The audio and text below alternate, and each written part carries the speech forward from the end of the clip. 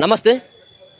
ముఖ్యంగా రేవంత్ రెడ్డి గారు ప్రతిపక్షంలో ఉన్నటువంటి ఆ సందర్భంలో పీసీసీ అధ్యక్షుడిగా ఉన్నటువంటి సందర్భంలో చాలా హామీలు ఇచ్చిండు. ముఖ్యంగా నిరుద్యోగులకు సంబంధించినటువంటి అంశంలో చాలా రకాలైనటువంటి హామీలు మేనిఫెస్టోలో కూడా పెట్టడం జరిగింది. ముఖ్యంగా 2 లక్షల ఉద్యోగాలంటూ. సో ఉద్యోగాలు రావట్లేదు. ఇప్పటికే నిరుద్యోగుల జీవితాలన్నీ కూడా ఆగమైపోయినాయి. మీరు ఇస్తానన్నటువంటి జాబ్ క్యాలెండర్ ఎక్కడ పోయింది? 2 లక్షల ఉద్యోగాలు ఎక్కడ పోయినాయి? సో దీని పట్ల ఒక పక్కన అశోక్ సార్ లాంటి ఆ వ్యక్తులు ఈరోజు ఆమరణ నిరాహార దీక్షకు పూనుకుంటున్నటువంటి సందర్భంలో ఆయనను అరెస్ట్ కూడా చేయడం జరిగింది. సో ఇప్పటికే అశోక్ సార్ కావచ్చు, మిగతా నిరుద్యోగులు సైతం కూడా పెద్ద ఎత్తున రోడ్ల మీదకి వస్తూ ఉన్నారు. మరొక పక్కన నోటిఫికేషన్లు ఎక్కడ పోయినాయి, మీ జాబ్ క్యాలెండర్ ఎక్కడ ఉంది, సో ఎందుకు మాట నిలబెట్టుకోవట్లేదు అని చెప్పేసి ముఖ్యమంత్రి రేవంత్ రెడ్డిని విమర్శిస్తున్నటువంటి సందర్భం కనబడతా ఉంది. ఈరోజే మరి అశోక్ సార్ని మరి ఎవరు అరెస్ట్ చేసిండ్రు, పోలీసులు అరెస్ట్ చేసిల్లా, ఇంకెవరు అరెస్ట్ చేసిల్లా అనేది కూడా ఇప్పటివరకు ఆ కుటుంబ సభ్యులకు కూడా తెలియనటువంటి పరిస్థితి కనబడతా ఉన్నది. సో ఈ రోజు నుంచి ఆయన నిరాహార దీక్షకు దిగుతూ ఉన్నటువంటి సందర్భంలో మరి పోలీసులు అయితే ఆయన ఇన్స్టిట్యూట్ నుంచి తీసుకుపోయినటువంటి పరిస్థితి కనబడుతుంది. సో మాట్లాడదాం ఇదే సంబంధించినటువంటి అంశం పైన రవికుమార్ ఉన్నాడు. అసలు మాట్లాడదాం. ఏందన్నా అశోక్ సార్ యొక్క అంటే ఎక్కడ తీసుకుపోయినరు, సో ఆయన దీక్ష ఏంటి, సో మీ నిరుద్యోగులు ఆయనకు ఆ దీక్షకు ఏమైనా మద్దతు తెలపాలనేటువంటి ఏమైనా ప్రయత్నం చేసినా, ఆయన ఒక్కడే అమర నిరాహార దీక్షకు పూనుకోవాలని చెప్పేసి ప్రయత్నం చేసినా, లేకపోయినట్టయితే ఉంటే మీరు కూడా ఆ పార్టిసిపేట్ చేద్దామని చెప్పేసి అనుకున్నారా? ఏం జరిగింది? యాక్చువల్లీ ఆయన అశోక్ సార్తో పాటు చాలామంది నిరుద్యోగులు కూడా కూర్చుందాం అనుకున్నారు. ఈరోజు కూర్చుందాం, ఈరోజు నిరాహార దీక్ష స్టార్ట్ చేద్దాము. స్టార్ట్ చేస్తే ఈ రకంగా ప్రభుత్వానికి 2 లక్షల ఉద్యోగాలు ఇస్తున్నారు. తక్షణమే 50,000 తక్షణమే ఇమ్మీడియట్గా ఒక 50,000 ఉద్యోగాలు రిలీజ్ చేయాలి. పిల్లలందరూ కూడా చాలా నోటిఫికేషన్ లేక చాలా ఇబ్బందులు పడుతున్నారని అశోక్ సార్ భావించి దీక్ష చేసిండు. ఆ దీక్ష చేద్దామని అనుకునే లోపల రాత్రే పోలీసు వాళ్ళు తీసుకుపోయినరా లేకపోతే ఇంకెవరైనా తీసుకుపోయినరా అనేది ఇప్పటివరకు తెలియదు. అసలు ఎక్కడున్నాడు అనేది కూడా తెలియదు ఇప్పటివరకు.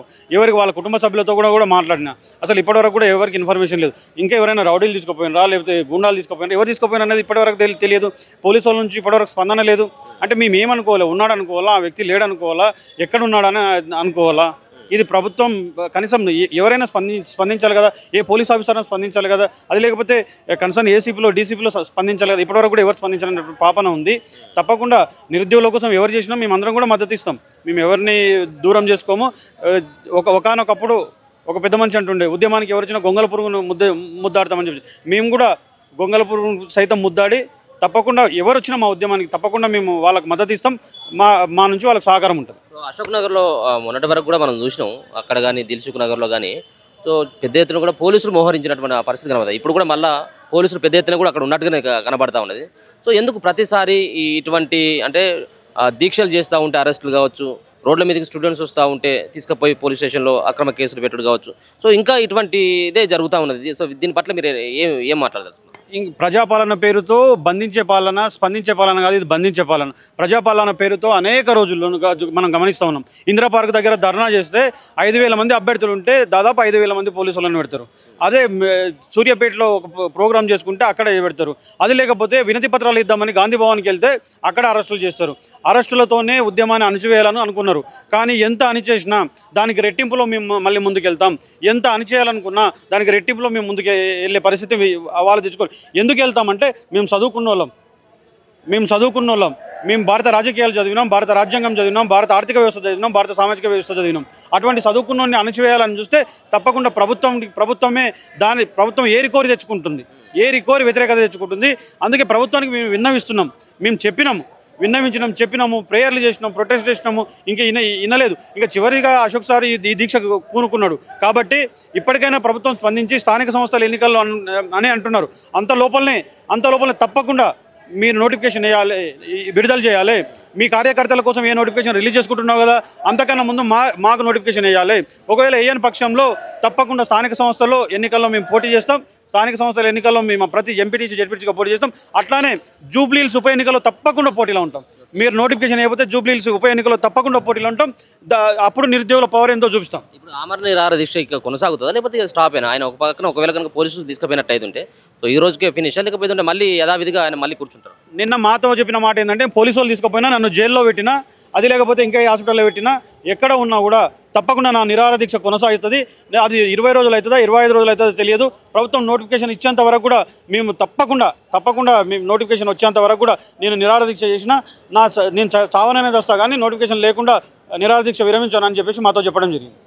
మీరేం చెప్పదలుచుకున్నారు ఈ సంబంధించిన అరెస్టుల పట్ల, ఈ నిరాహార దీక్షను భగ్నం చేయడం పట్ల? సో ఏం మాట్లాడతారు? ఈరోజు నిజంగా ఎంత చీకటి రోజు అంటన్నా, ఈరోజు సెప్టెంబర్ 15 అంతర్జాతీయ ప్రజాస్వామ్య దినోత్సవం. ఈ ప్రజాస్వామ్య దినోత్సవం రోజు ప్రజాపాలన పేరుతో ఈ కాంగ్రెస్ గవర్నమెంటు అశోక్ సార్ని అరెస్ట్ చేసింది.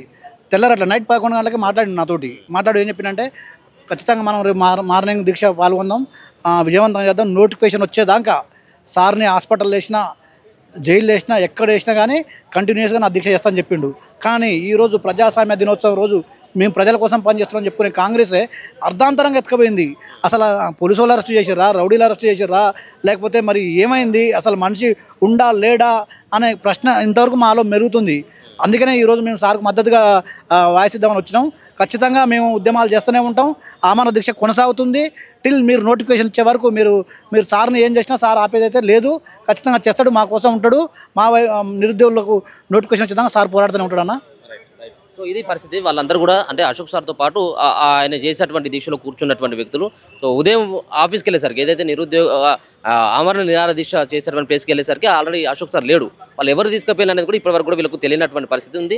ఎక్కడున్నా కానీ ఇమ్మీడియట్గా ఆయనను బాజాప్తుగా విడుదల చేయాలి, బాజాప్తుగా ఆయనను మళ్ళీ ఎక్కడి నుంచి అయితే తీసుకుపోయాలో అక్కడికి వదిలిపెట్టాలి. మేము ఎక్కడున్నప్పుడు కూడా ఆయన జైల్లో ఉన్నా, పోలీస్ స్టేషన్లో ఉన్నా, ఇంకెక్కడున్నా కానీ ఆమరణ నిరాహార దీక్ష ఆగేది లేదు. ఖచ్చితంగా ప్రభుత్వం స్పందించేంత వరకు 2 లక్షల ఉద్యోగాలకి నోటిఫికేషన్ ఇచ్చేంత వరకు కూడా మా పోరాటం ఆగదన్నటువంటి అభిప్రాయాన్ని అశోక్ సార్తో పాటు కూర్చోడానికి సంబంధించినటువంటి నిరుద్యోగుల కోసం దీక్షకు ఏదైతే కూర్చోవడానికి ప్రయత్నం చేసిండో వాళ్ళతోటి కలిసి మద్దతు తెలపడానికి వచ్చినటువంటి నిరుద్యోగులు అయితే కూడా ప్రధానంగా రేవంత్ రెడ్డి గారిని అయితే నిలదీస్తున్నటువంటి ఆ పరిస్థితి అయితే కనబడతా ఉన్నది.